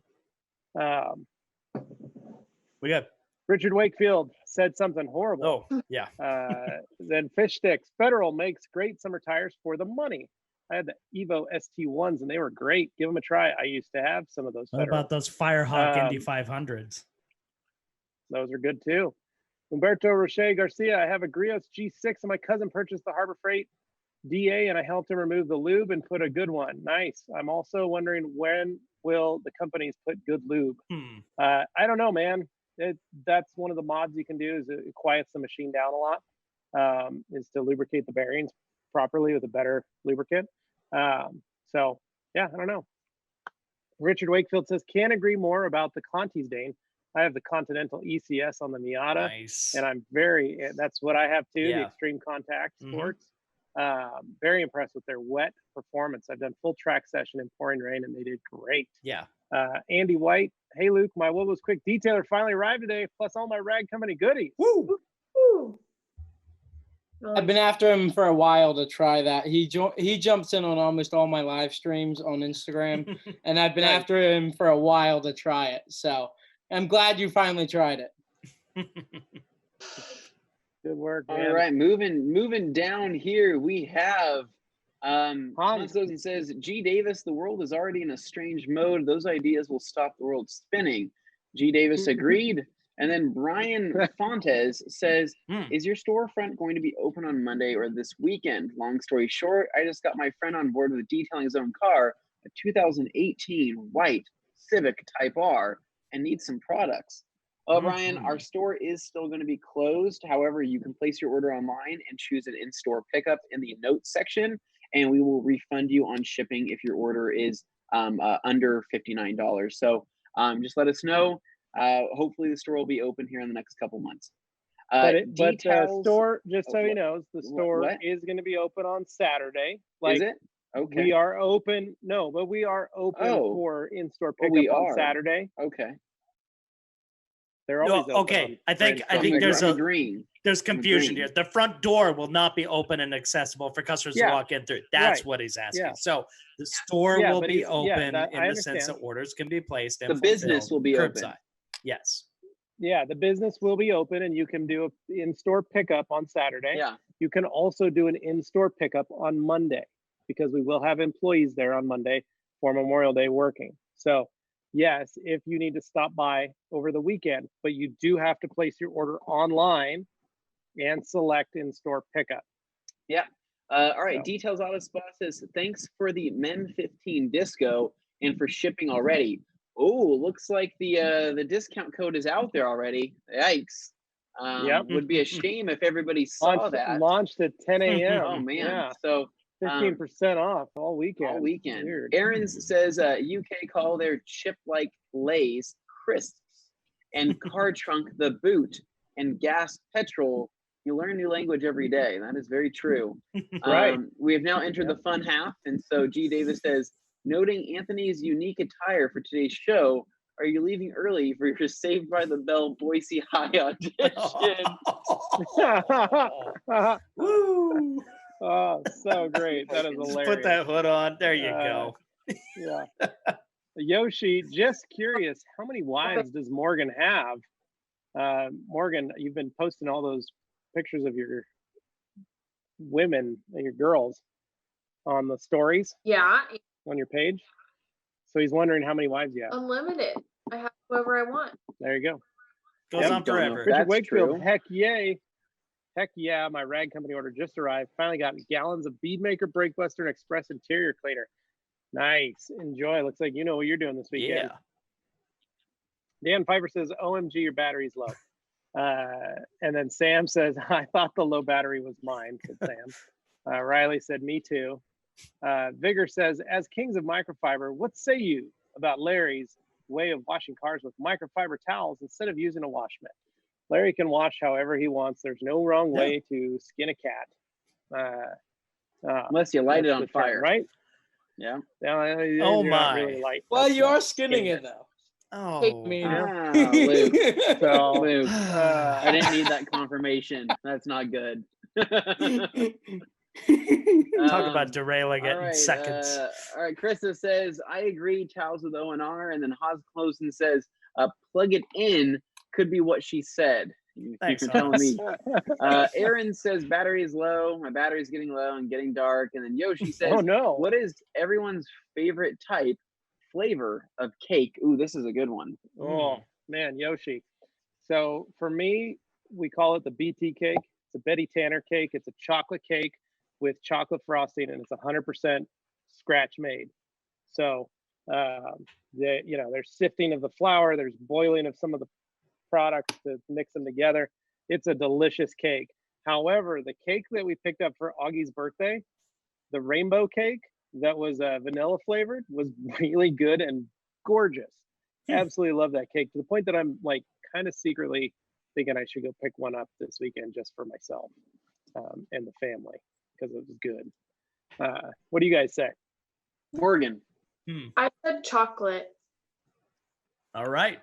But like any emphasis on that, or? I hope Joe does not say anything about that. Just a chocolate cake? Okay. Maybe German chocolate or something. Who knows? Just a real rich chocolate, Okay. Emphasis on dark rich. Chocolate or milk? Like, and how rich are we talking, Morgan? Like, are we talking $1 million rich? Are we talking like $1 billion rich? I think we've established. Okay, Anthony, how about you? Oh, sorry, guys. I was just enjoying the awkward silence for a moment here. Of course you were. So my ideal cake, right? My dream cake. And you're either going to be super grossed out by this, or you are going to agree. Now, if you've ever seen the movie Matilda, then you'll know that there is a chocolate cake in that movie, right? That is made by a very creepy old woman who apparently put her blood, sweat, and tears into that cake, and then a little boy named Bruce ate the cake, right? My dream has always been to have been Bruce in that situation, where I could eat a triple, quadruple, however many layer chocolate cake that is, with my hands. You're going in the chokey. Yeah. So like that's like kind of like the ideal goal. I mean, like if I could have that chocolate cake, fantastic. Outside of that, I'm a big fan of tiramisu cakes. I like traditional confetti cake, just like the fun kind of stuff. Funfetti. Yeah. Like the funfetti cake is pretty good. But I would say that the chocolate from Matilda is what I would want, with the blood, sweat, and tears by a very weathered old woman. Perfect. Oh yeah. Okay. Yeah. So look out for Miss Trunchbull. Okay. Go ahead. For cake, are we talking like it has to be a regular cake, or does cheesecake count? That's what I was going to say was cheesecake. I think it counts. I say it counts. It's got cake in the name. Let it be. Because we got two different things. We make a cheesecake. My sister does a phenomenal job at it. It's 4 different layers. It's a vanilla bean cheesecake. It is the most time-consuming cheesecake you'll ever make in your life. Like, quite literally, you have to make 1 layer, bake it, you have to let it cool for like 6 hours, another layer 4 hours, another layer an hour, and then the other layer after that's like another hour. But it's the most delicious cheesecake I've ever had in my life. But if it has to be like an actual cake type cake, we got the recipe from a friend. It's a chocolate cake that's made with coffee in it. Yeah. And it's just an extremely rich chocolate cake, and it's just phenomenal. Nice. Or altogether, you wouldn't even need cake when you got Stroop waffles. Oh, that's true. You got that. Dog. And I just for Dane, I ran out right before it just for Dane. No, I know what you're going to pick up Slim Jims. Yeah, delicious. There's Good nothing work, like Luke. Good snapping work. into a Slim Jim. Congratulations, Luke. Never, ever, wow, ever. I delicious. wonder if I can could taste you that. guys kind of like Lady and the Tramp that, to where like one starts on one side and the other starts on the other. This is the fun half, not the torture half. Okay, so moving along. Oh, cheesecake, by the way, obviously. Strawberry cheesecake, yes, please. But if I had to choose a regular cake, I would go like cookies and cream or like a Snickers infused cake. Yeah, those are awesome. Yeah. Okay, Snickers infused cake. Yeah. Delicious. Or rum cake. Yep, that sounds about right. All right. Richard Wakefield says, darn, one of the sprayer heads came crack. Oh, I'm sorry, Richard. You can reach out and we can send you another one. Yeah. So just make sure you message info or support at the rag company. Let them know and take some pictures of it and get that done so that we can get that swapped out. Hans Closen, I'm the male version of Dora with cargo pants and shirts with pockets. And the dragon tattoo is spot on. It's just not on my arm, but on my leg. I knew it was somewhere. I knew it was somewhere. Oh, I didn't know when you got time for him to show you his dragon tattoo, Anthony. I didn't know you had. I didn't even know he had that. Spending some quality time, I guess. That casino night was a long night. It was a very those pictures don't get shared around. Just saying. G. Davis says, if Hans is Dolph Lundgren, does that make Luke Sylvester Stallone? Yes. Demu 1000 says, I just used McKee's 37 Hydro Blue SiO2 coating as a topper on my car and my sister's car. Wow, we'll definitely use it again. Thanks for having Nick on recently. You're welcome, man. Yeah, that is a good product. The only thing to watch out for is it does not seem to work in cold climates. So anything under 50 degrees, it starts to kind of bond with the clear coat. So it makes it a little harder to get off. But I can attest it is very hydrophobic and very glossy. So it looks really good when it's done right. So then Joe, back at it. If you had to choose one company to get polishing pads from, only one company for all your pads, would you choose League Country or Rupes, Buff and Shine? Everyone go. Also, you should do a YouTube video of this or that. Great idea. Anthony asked this other day. Yeah. So I did? Yes. Yeah. Or variations on it. Yeah. Yeah. So I like the hard part is everything we carry is stuff that Anthony, I, and Morgan use. They're pads that we like. They're pads that we've used a lot of, and each one is designed for specific tool purposes. That being said, I like mixing and matching pads based on the products that I'm using. I feel that's kind of the biggest, best way to use them. So in terms of like simplicity, the Rupes pads. But in terms of the ability to pick and choose different styles for different products, Lake Country. What do you guys say? Nice. What do you guys think? Anybody agree with that? Disagree? No, I think so. So I think that I don't know. I'm a big fan of just of a handful of the Rupes pads, not all of them, but just a handful of them. And like specifically the Rupes yellow is probably one of my favorites, and then I really like the blue coarse hybrid wool pad. I think those are some of the best pads I've ever used. With that said, though, I like those pads. I like the Rupes white pads, but then everything else is kind of filled by Lake Country and maybe one or two instances of Buff and Shine. And if you notice in our Buff and Shine lineup, we don't carry the full lineup. That's because I like the maroon pad is really good. I think the salt and pepper pad's interesting. It's not always my go-to. Okay. Levi, Levi, your mic is on, man. There is a very loud. Dane, I know. Sound. I can hear that. I'm doing this on purpose because I've got something I wanted to show some people. What? Okay. Okay. Anyway, I thought you were just trying to cut off Anthony. No. Then going back, but Lake Country fills pretty much everything else I would ever need. I mean, in terms of their microfiber pads, their orange pads. I mean, I would say I've always used more Lake Country pads than anything in my life.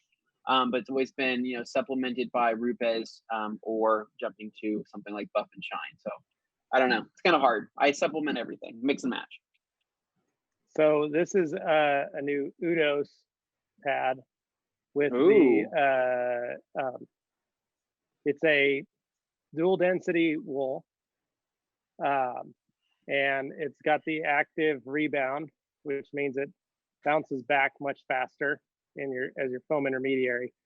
This, I think, is now my new favorite pad. I used it with my 15 over the weekend. Absolutely fell in love with this. I already liked their low lint wool as a really great pad. I had been testing this pad, but without the rebound. So this fiber this wool without the active rebound for the last year for David, and this makes it even better. So once these are available, this is going to be a new favorite. I think Anthony, you need to try it. I'll bring it to work tomorrow so you can play with it because it's really nice. Yeah. So cool. I did find it slightly interesting there. I don't know what I would say for pads because my go-to just that's what I've tried others. It's just I always go back to it. My go-to is the Meguiar's microfiber cutting pads. I love these microfiber cutting pads. I've tried Buff and Shine. I've tried Lake Country. I've tried the Rupes. I don't know why I go back to. Actually, to be honest, the Lake Country microfiber held up better for me than the Meguiar's. I just don't like the way it works as much. But I love the yellow foam. Like, I realize the orange Lake Country orange pad is very similar, but I just love the Rupes yellow foam. But I love the yellow wool. Every time I've used the blue wool, I've hated it. I have hated the blue wool every time, but the yellow wool, that's what I used the entire day today when I did that truck earlier. I love the yellow wool. That I just found it kind of funny how you pick the blue wool. I cannot stand the blue wool. Why? The blue is great for heavy cutting. And Luke, actually, that blue, when used with something like Oberk Supreme Cut, finishes quite well. So I'll have to give it a try again. The couple times I used it, I was not thrilled with it personally. I love the yellow, but I'll have to give it a try again. But Luke, give it a try again, but use it damp this time, right? So if you have a pad washer, use it with a pad washer. If you have O&R, spritz some O&R on it. That pad damp is pretty much what the bee's freaking knees. The only downside I've ever found of this is that sometimes I don't know, and it's a manufacturing thing where the pad may not be perfectly balanced, right? And so, and sometimes it doesn't fix itself, right? Sometimes when you have a pad that's out of balance, it can usually kind of break down a little bit to where it has a really good rotation. But I've gotten a couple of the blue ones to where it was pretty off balance and it just made my machine walk way too much. But when I have a good one, I'm like, oh yeah, like, I'm about to get a bunch of stuff done. And so it's been my go-to for, I'd probably say every single job for the last year or so. And I have a couple jobs coming up here in the next month that I'm going to be using it on as well. So try it out again. Give it a shot again. All right, moving down, we have G. Davis says, please go to the Dane Show channel for all your lube questions. Or you can call him at 1-800-FUN-DANE directly just to talk to him for all the fun lubrications. I like that. Brian Fontes says, awesome. Thank you, guys. Hans Close says, G. Davis, and if you need creme de la Dane, contact Luke Berge. Wow, we have reached the pinnacle of what is the core group of this Q&A right now. And our viewership just fell in half. Brian Fontes said something pretty mean as he left after he thanked us. G. Davis, if you skin the cat, is facing sitting still advisable? Oh, is face sitting? I don't know. You have to find out. Aaron says ice cream cake is the best and cookie and cream flavor. You're right, Aaron. And then G. Davis says Joe Wetzel loved your cake choice, Morgan. And then Joe right behind it says forbidden chocolate. Oh man. G. Davis says he likes Mid Ohio Rich. That's up there. And then Hans says Belgium chocolate is the best. And then Carissa comes in with chocolate cheesecake with ganache topping. Ooh. She's expensive. Nice. I like that. Develop 101 or 001 says, has anyone tried a leather seat repair kit? If so, what did you use? Any tips would be helpful. Cheers with beers. So a leather seat repair kit. I have not used a leather seat repair kit. But he has used the $2,000 color lock system, which works pretty well. It's amazing. The $2,000 color lock kit, in case you're wondering. Well, I think 2,000 is the class price. I think it's almost like $3 if you don't take the class and you just order it from the website. So, but no, the kit, Anthony and I did some repairs on some leather with it. It works really freaking well. Anthony redyed his steering wheel. So did Morgan. I worked on that. It's their line of products is no joke. They've been doing leather products for a very long time. They are basically the leather experts when it comes to reconditioning and refabricating, fixing leather, restoring it. So yeah, good stuff. But as to like a kit, like maybe something you find on like Amazon or eBay or something, no, I have not tried any of those. But we have used like the ColorLock cleaning kits. Those work really well. Then G Davis thought we'd get through at least one show without Anthony mentioning the movie Matilda. That's a part of our childhood. We're about the right age for that. So yeah. It's honestly where Danny DeVito's I would say his career was actually at an all-time low, and then a few years later when he was introduced to It's Always Sunny, it really took off. I highly recommend, and this is me being a nerd, but go and look at the behind the scenes stuff about how awesome Danny DeVito was in that movie and how nice he was to the cast and stuff. Like there's some amazing stories about things he did and helped support like family with a kid whose parents died and stuff. It's really good. But I bet, but the thing is Dane, we had the trauma from watching Danny DeVito in the Batman movie and seeing him as the Penguin, which pretty much haunted my dreams for many, many years. And then seeing him in Matilda, I'm like, I don't like this guy, man. This guy is not great. And then he starts joining It's Always Sunny, and now he's become one of my favorite actors in It's Always Sunny, I think, in my freaking life. I love the guy. So that movie taught me that people could roll back odometers, and I went, oh no. Yeah. I actually learned that from Ferris Bueller's Day Off. Moving on, Dane.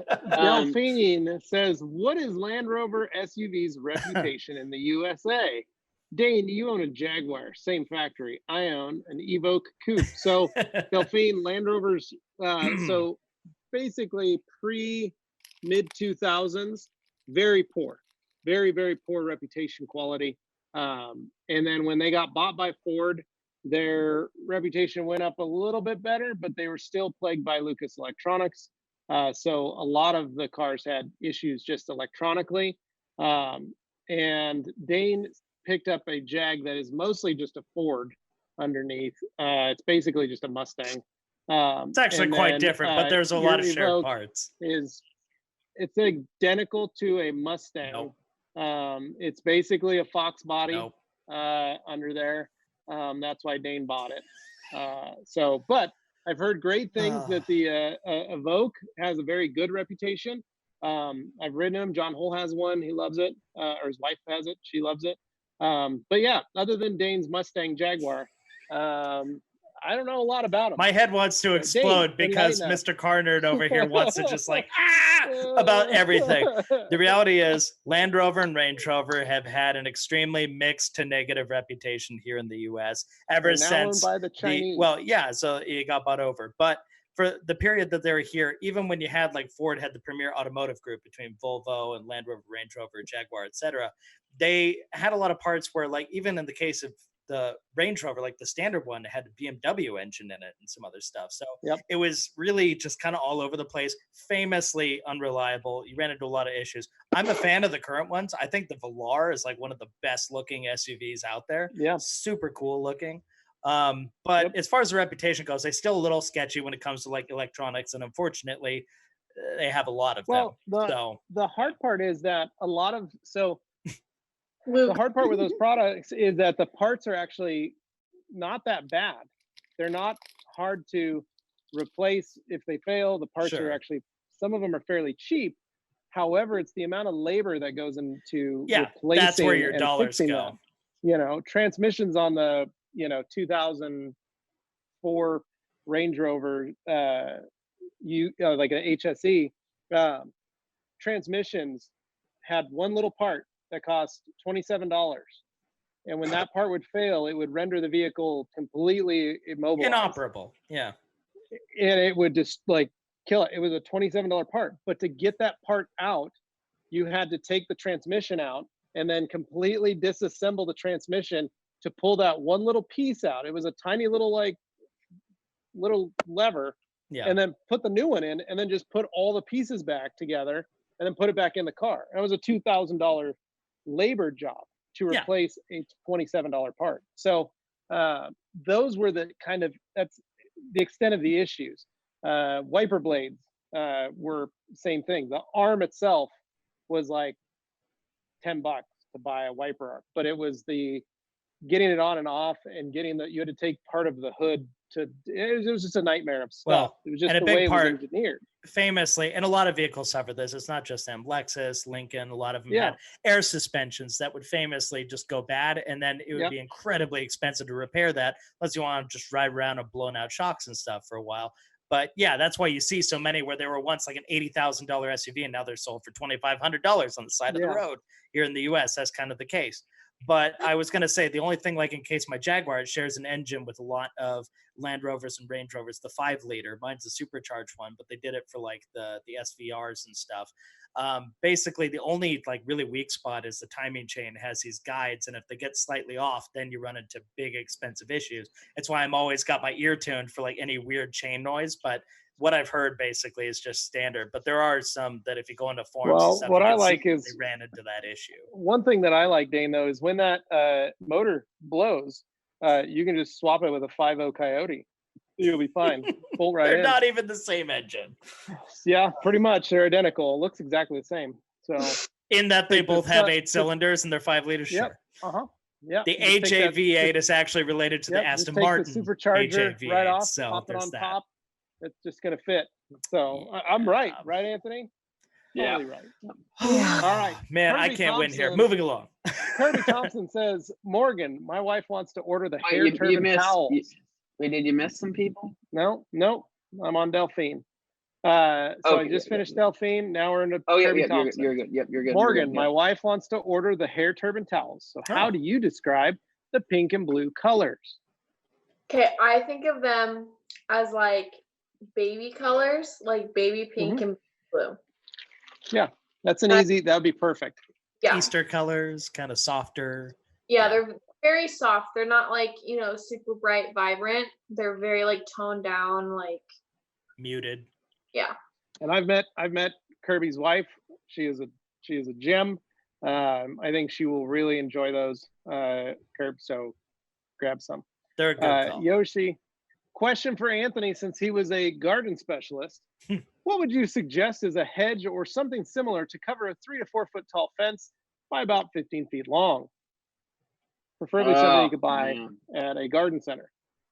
You can buy a crap ton of boxwoods is what you can do there, Yoshi. Oh yeah. I'm talking a ton of boxwoods.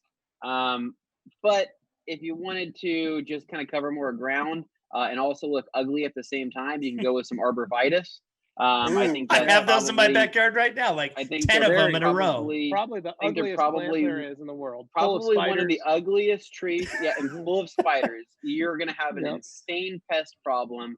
They're very vertical. And if you want to scare the kids away, then those are a fantastic tree to do that. I have some trauma from my childhood when my dad made me go and basically do landscaping underneath these arborvitae, where I found plenty of different spider nests that traumatized me for the rest of my childhood. They really seem. I had some as well. Yep, it was very not fun at all. I refuse to have them here on my property. I like them visually. It's just they bring a lot of stuff in. Nope, they're a good block. They're very consistent. Ugly trees. Ugly trees. No. Agree to disagree. Saying they're a hideous tree. I love pines. Whatever. Nope. It's not a pine. I don't know. You could just do. I know it's not a pine, but it's whatever.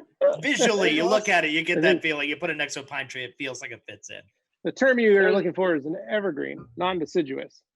Correct. Well, deciduous means the leaves fall. So that's why I said non-deciduous. Yeah.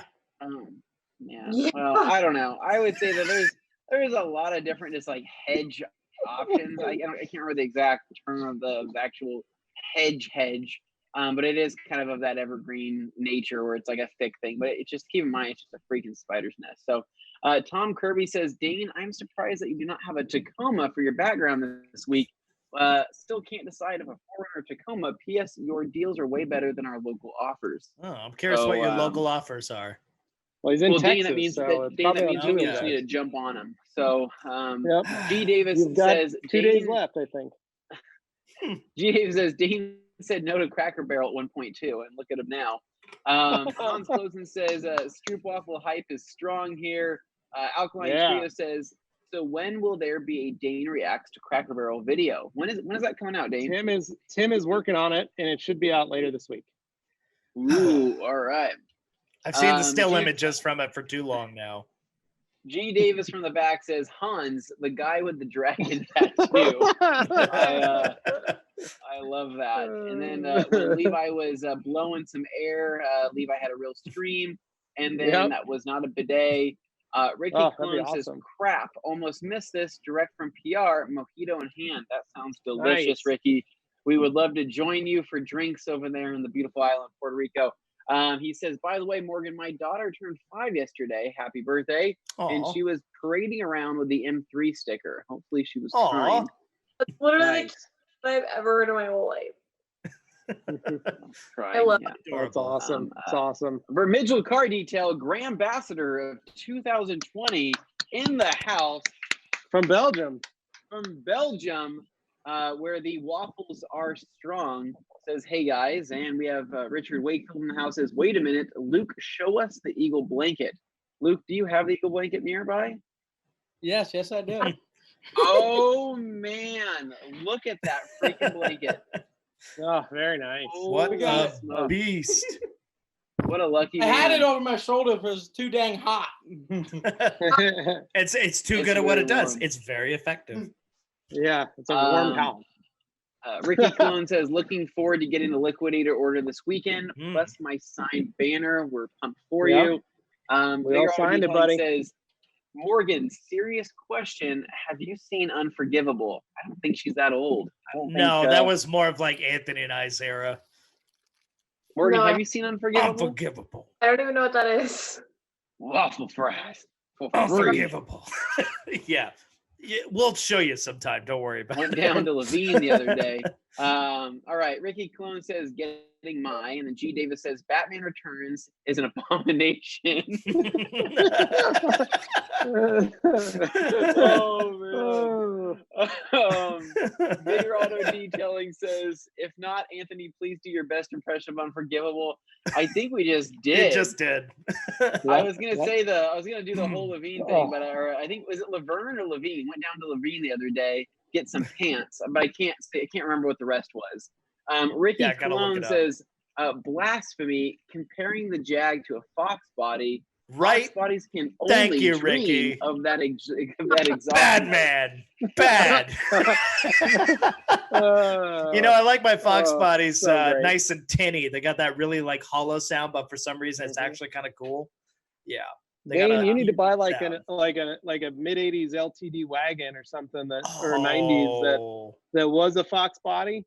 But just the wagon version. Like a Futura wagon or something, because that's a Fox body. Yeah, you need to build that. Yep. Or just get a Country Squire, go all out. Although I'm more of a Buick Roadmaster with the special roof fan. No, yes, you can't afford those. I've sent you many of them, and they're like $1,000, and you won't touch them. So cheap money, easy money. Grab one of those. I like it with a tailgate. It's got to have a proper tailgate with a slide-up rear-down window. Yeah, I've sent. There's like 3 in Boise for sale. Get one. So. All right, so Morgan, moving down here. G. Davis here. Also, FYI, the restored Batman Blu-ray from '89 is incredible. Nice. That's a good one. Han says, Morgan, was your mom happy you brought your secret cookie package to her house? Ooh. Yes, she loved it. Dad loved it. Brother loved it. Gave my daughter back. It was the best. Nice. Nice. Anyone else? I'm glad the McMurry clan was able to enjoy the power of the stroopwafel. Yes. Life all G. Davis. G. Davis says that's the first time Luke has worn that blanket with a shirt on underneath. Oh my. Richard says yes, the blanket. Alkaline Trio says, will TRC be making another round of Eagle blankets, and will they have Luke's face emblazoned on them?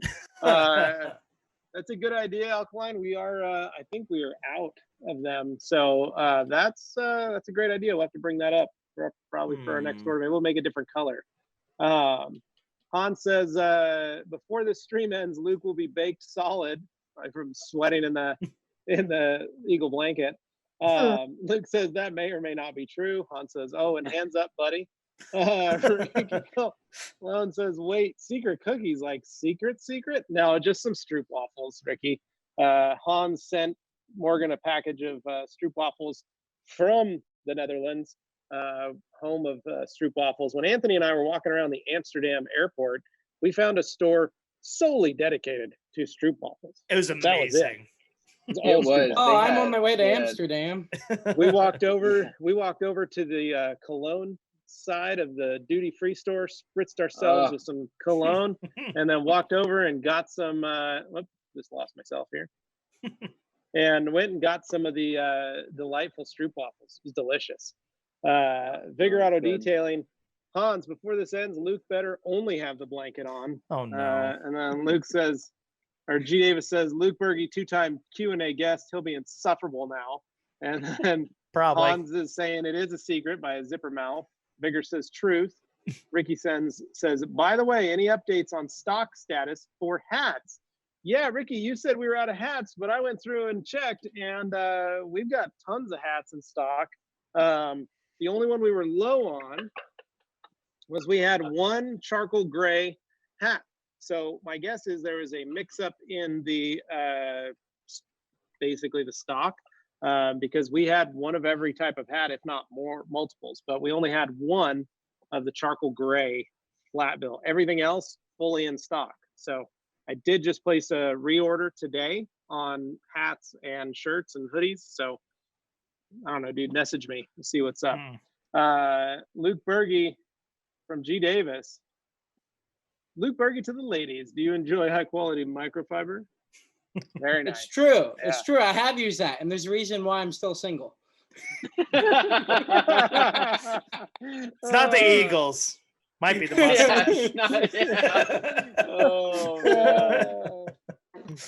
Yoshi says, when the timing chain on Dane's Jag jumps timing, it will cause an interference with his happiness.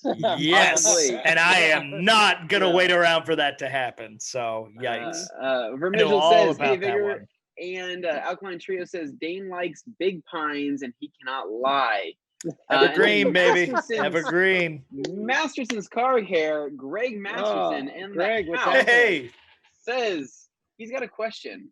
How many people will get coronavirus at SEMA 2020? Is coronavirus the legendary SEMA sickness that people have gotten for years? Possible. Greg, who knows? Who really knows? We were talking like people would roll up on like Segway scooters with a little screen on it, and it would be them rolling through, and the people would just sit in their stands waiting for one of them to drive by. One thing, if you guys ever came to the Rag Company booth at SEMA, we had gallons of hand sanitizer on hand, and 90% of the time what you would see is TRC employees putting on some hand sanitizer, offering some hand sanitizer to said person, and then shaking hands. Yep. So we this year did a really great job, and all of us were just fatigued but not actually sick, where the year before all of us got sick. So last year we all did really well, stayed really healthy, but you're right, this year, who knows? It's going to be nuts. Well, and Greg, you lose your voice. Like we all lose our voice at some point during the show, every time. Without. Yeah, Ricky Clone says, Alkaline Trio says, I read that with the music in my head. Rectandle says, Public Enemies is on Netflix finally. And then Alkaline Trio says, missed the serious half. Would like to get recommendations on coating a matte paint that doesn't have clear coat. G-Technic Halo. No. That was very convincing. No. I would just normal coating, really. I mean, here's the deal. If there's no clear coat, right, where typically most of these coatings are designed to stick to clear, I don't know. We need to know more about that matte finish. Is it just base coat? Is it base coat with clear? Is there anything in it? If not, then maybe just spray some Bead Maker on it or something.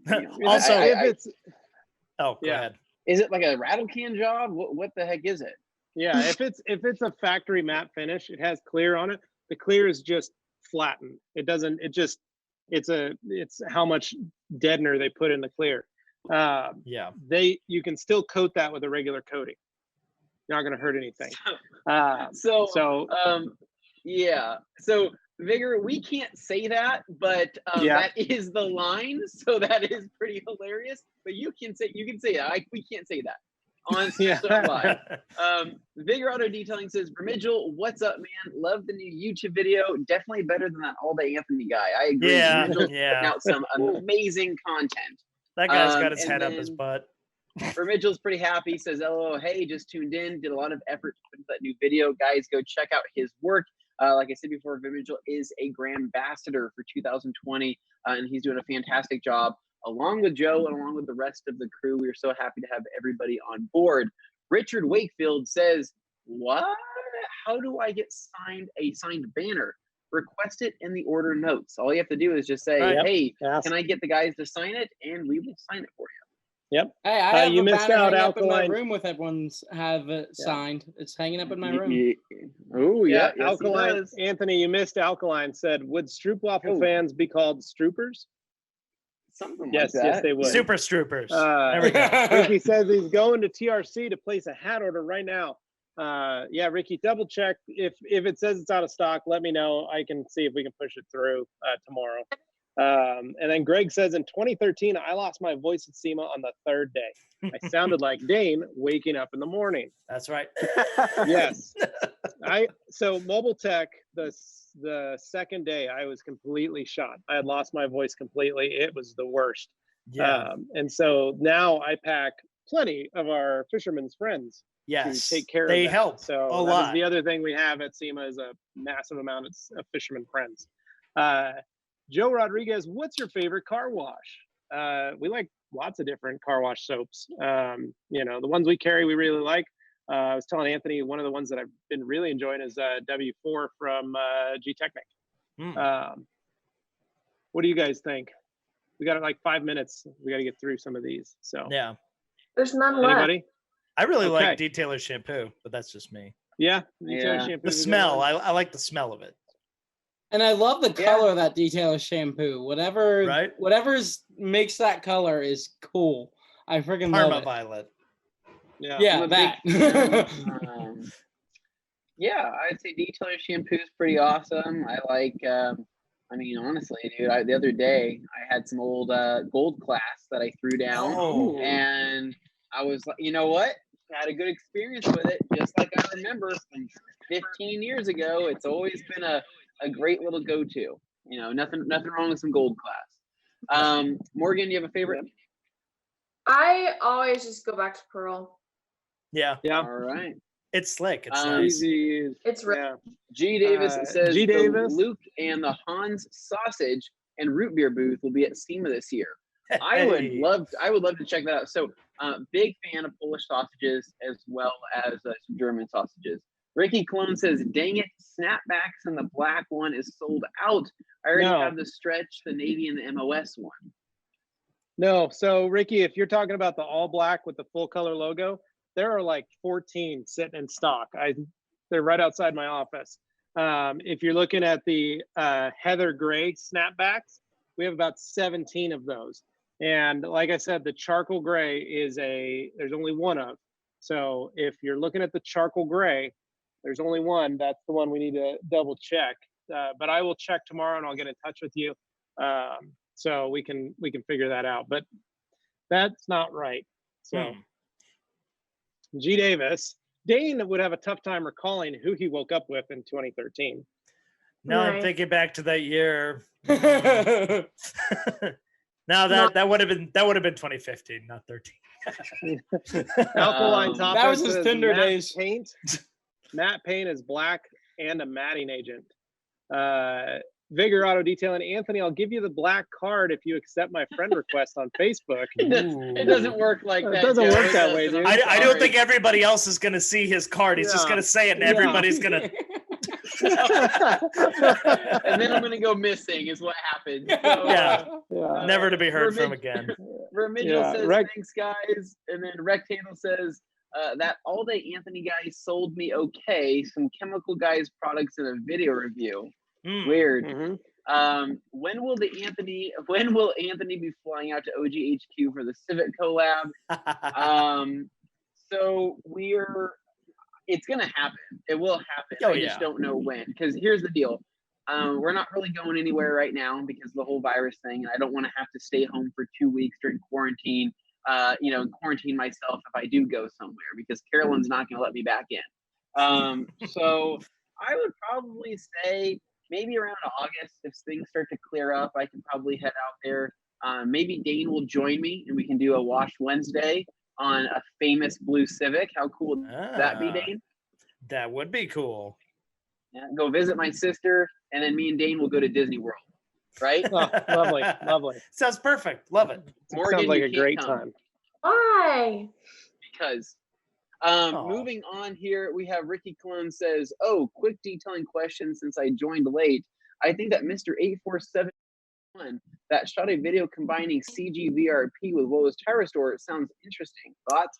It works. It does work. So Omar gave us a lot of good feedback on that system, and he said that the two did play extremely well together if you wanted to do that.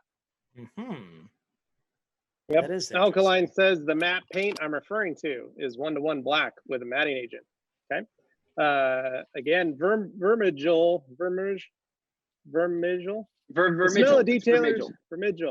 Smell of Detailer shampoo is absolutely great. What about Awesome Foam? Is it available in the US? I got my order in yesterday from the partners over at TRC Europe, and it's absolutely amazing. No, Awesome Foam is only available in Europe and the UK.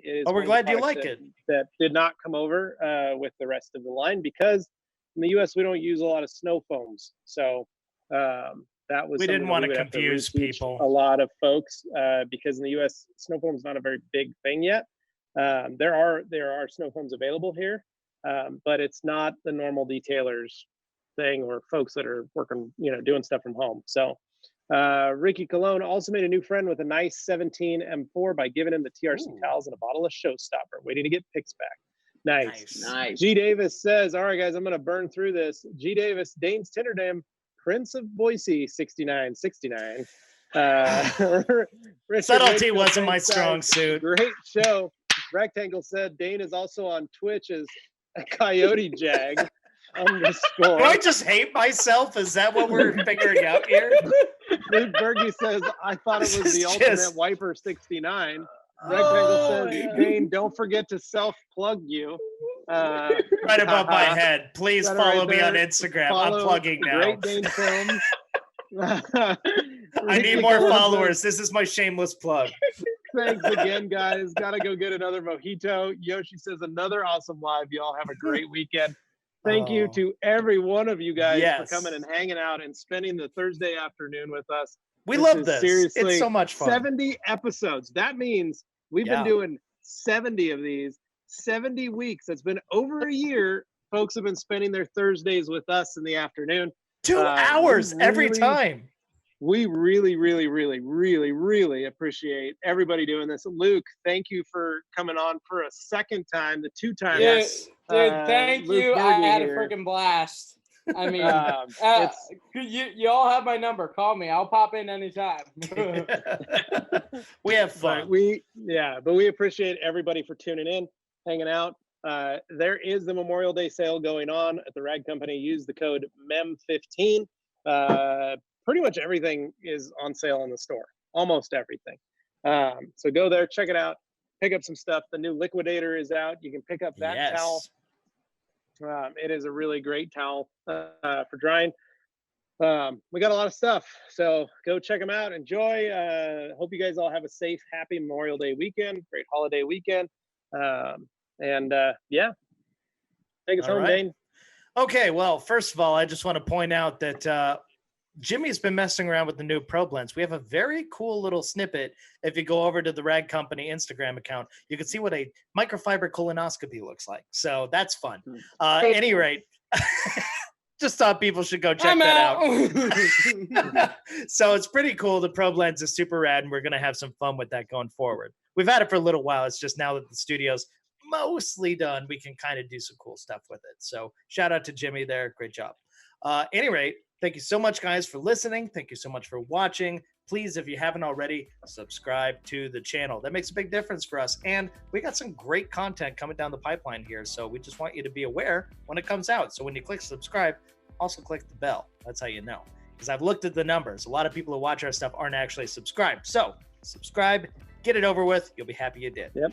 Well, till next time, guys. This is us saying adios. See ya.